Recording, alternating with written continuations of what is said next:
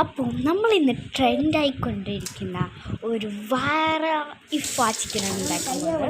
അപ്പോൾ ആദ്യം നമ്മൾ മിക്സിയിലേക്ക് ഇത് ഇങ്ങനെ കുറേ ആക്കുക, ഇട്ടത് ഇങ്ങനെയൊക്കെ ചെയ്യുക. മുളക് പൊടി, മഞ്ഞൾപ്പൊടി അങ്ങനെ ഒന്നും ആക്കാമെന്നറിയില്ല, എന്നാലും അങ്ങനെയൊക്കെ ആക്കുക. ഇല്ല, ഈ വീഡിയോ കാണുന്ന പോലെ. എന്നിട്ട് സ്ക്യൂസ് ഓഫ് വാമൻ, അത് നമ്മൾ തൈരാണ് ആഡ് ചെയ്തത്. പിന്നെ നല്ലോണം മിക്സ് ചെയ്തിട്ട്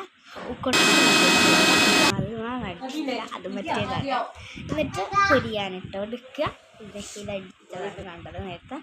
ഇത് ചീസ് സ്ലൈസാണ്. ചീസ് സ്ലൈസ് നമ്മൾ അതിലേക്ക് ഇട്ടിട്ടുണ്ട്, 2 ചീസ് സ്ലൈസ് ഇട്ടിട്ടുണ്ട്.